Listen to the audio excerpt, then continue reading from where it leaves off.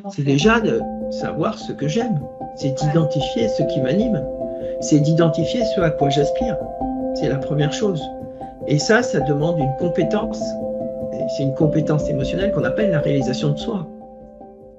Bonjour Gilles, Bonjour Agnès. bonjour à tous et bienvenue au Réveil émotionnel, dont le thème aujourd'hui est la présence. Influencer n'est pas convaincre. Alors Gilles, peux-tu déjà nous dire pourquoi tu as choisi ce sujet?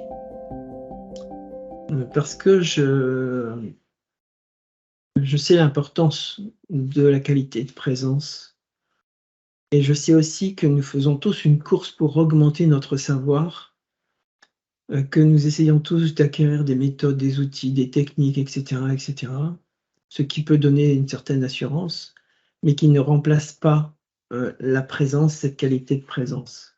Mmh. Et je pense que, il est vraiment important de nourrir cette présence, de la développer, de l'entretenir. Toute notre intelligence émotionnelle en dépend. Ok. Alors est-ce que tu peux peut-être nous définir ce qu'est la présence? Oui, alors la présence, c'est vivre dans l'instant présent. Comme son nom l'indique, c'est, de parler de ce qui nous anime. C'est pas essayer de convaincre l'autre, pas essayer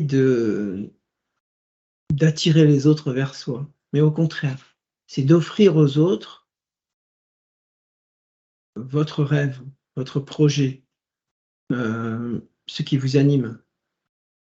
Ça, c'est très Mmh. important. Et ça fait toute la différence entre convaincre ou, ben, on est décentré. Quand on veut convaincre, on est centré sur l'autre. On veut que l'autre change.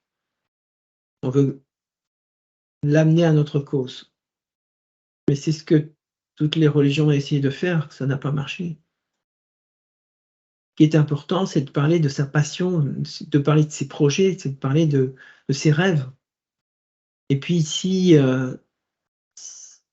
vous parlez de vos rêves, bah, ceux qui vont résonner, viendront, se joindront à vous et continuent et feront partie de ce projet.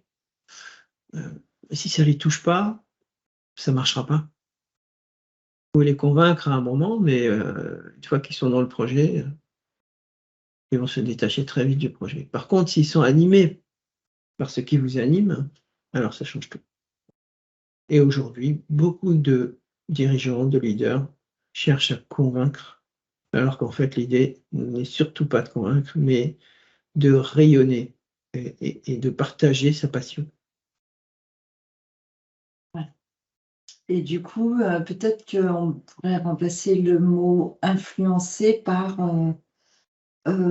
éclairer ou tu vois? Parce qu'influencer, ça peut être, ça peut avoir une connotation un peu péjorative aussi. Alors c'est influencer indirectement. Quand Ouais. je parle de ce que j'aime, j'influence les autres, mais c'est pas ça qui me préoccupe, Mmh. mais je les influence quand même.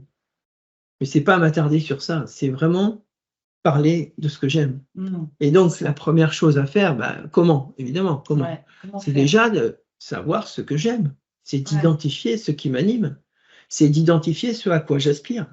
C'est la première chose. Et ça demande une compétence, et c'est une compétence émotionnelle qu'on appelle la réalisation de soi. Est-ce que je me réalise et comment j'utilise cette compétence pour trouver ce que j'aime dans la vie? Et puis ensuite, évidemment, quand j'ai trouvé ce que j'aime, bah, c'est en parler, c'est C'est partagé. partager et puis c'est accepter aussi que l'autre ne soit pas attiré par ce qui me passionne. Mmh.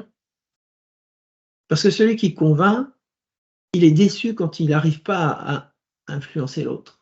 Alors que là, si je parle de ce que j'aime, et ben, ceux qui aiment la même chose, et ben, vont me rejoindre et on va être tous ensemble pour avancer sur un projet, sur une idée, sur une valeur, sur la liberté, par exemple, qui m'anime.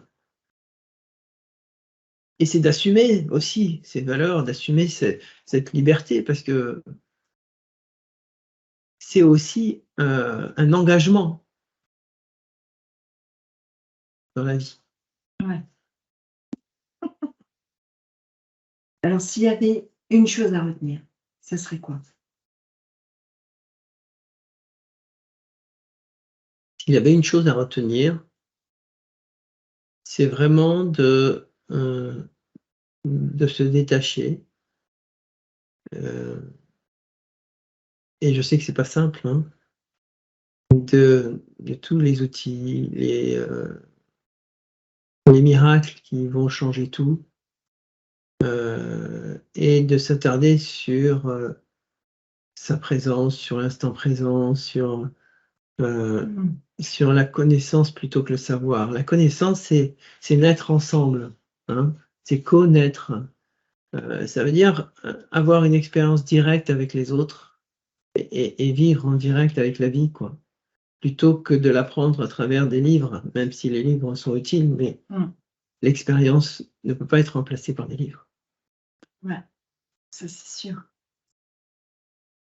Peut-être ralentir aussi la cadence, le rythme. Et arrêter de courir, courir, courir pour des résultats, Ouais. et réfléchir sur le sens Mmh. des choses. Et on en parlera d'ailleurs bientôt.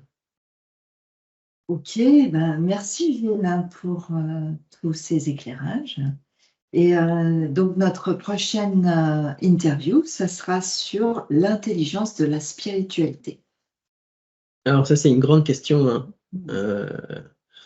Heu, moi, j'aime apporter le point de vue de l'intelligence émotionnelle, bien Mmh. sûr, hein. C'est là où je suis le plus expérimenté et ça peut être vraiment intéressant de voir la spiritualité à travers notre intelligence émotionnelle et voir, bah, qu'est-ce qui est important, qu'est-ce qui est essentiel dans cette spiritualité, qu'elle soit religieuse ou non religieuse. C'est de voir c'est quoi cette spiritualité et à quoi elle sert, quelle est sa fonction. OK, Voilà.